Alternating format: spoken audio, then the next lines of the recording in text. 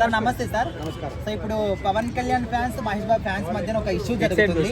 So Gabbar Singh cinema release అయినప్పుడు 8 crores collections వచ్చాయి. So నిన్న కలేజా సినిమా రిలీజ్ అయింది కదా, సో దానికి 8 crores కన్నా మా మహేష్ బాబు సినిమాకి ఎక్కువ వచ్చాయి రిలీజ్ సినిమాకి అనే విధంగా ఒక ఫ్యాన్ వార్ నడుస్తుంది. సో మీ దృష్టిలో ఏమనుకుంటున్నారు? ఇది వాస్తవమే కదా, ఇది వాస్తవమే. వాస్తవానికి ఇప్పుడు కలేజా 2 అనేటువంటి పేరు కూడా రిలీజ్ అయింది.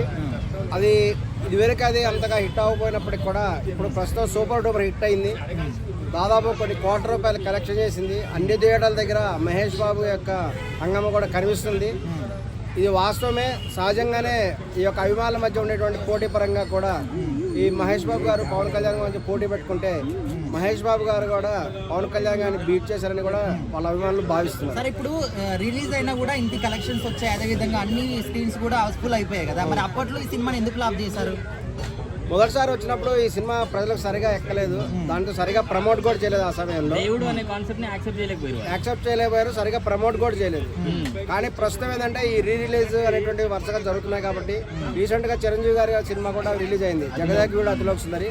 కానీ ఆ సినిమా కూడా అనుకున్నంత స్థాయిలో కూడా హిట్ అవ్వలేదు. కానీ మహేష్ బాబు గారి సినిమా సూపర్ డూపర్ హిట్ అయ్యి ఒక డైరెక్టర్ రిలీజ్ లాగా ఇది సూపర్ హిట్ అయింది.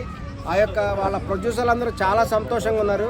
వాళ్ళకి ఎదురుకు నష్టమైనటువంటి అమౌంట్ అంతా కూడా ఇప్పుడు రిలీజ్ ద్వారా మళ్ళీ వస్తున్నది అనేటువంటి ఆనందంతో ఉన్నారు.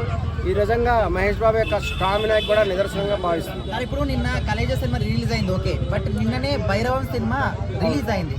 మరి కొత్త సినిమాని ఎంకరేజ్ చేయకుండా ఈ విధంగా రిలీజ్ అయిన సినిమాని చాలా మంది హైప్ చేస్తున్నారు. సో దీన్ని ఏ విధంగా చెప్తారు?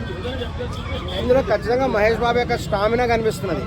భైరవం సినిమా కూడా మనం గమనించినట్టయితే అందులో మోహన్ బాబు గారి కుమారుడైనటువంటి ఆయన మంచు మనోజ్ గారు చాలా సూపర్గా యాక్ట్ చేశారు. ఆయన ఆ సినిమా ఏంటంటే ఒక డబ్బింగ్ సినిమా కాబట్టి ఈ యొక్క అందులో కూడా ఈ యొక్క శ్రీనివాస్ గారు, బెల్లంకొండ శ్రీనివాసరావు గారు మరియు నారా రోహిత్ వీళ్ళందరూ కూడా అద్భుతంగా నటించారు.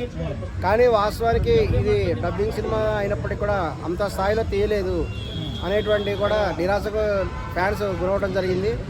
ఏమైనా అది కూడా వాళ్ళ ముగ్గురికి కూడా ఒక మోస్తరు విజయం సాధించినట్టే కాబట్టి వాళ్ళు కూడా హ్యాపీగానే ఉన్నారు. కానీ ఏమైనా మహేష్ బాబుతో పోటీ పడటం అంటే ఏంటనేది వాళ్ళకి అర్థమైపోయి ఉంటుంది. మహేష్ బాబు గారి యొక్క సినిమా ప్రభావం వల్ల భైరవం సినిమా అనేటువంటి వెనకబట్టడం మటుకు వాస్తవం.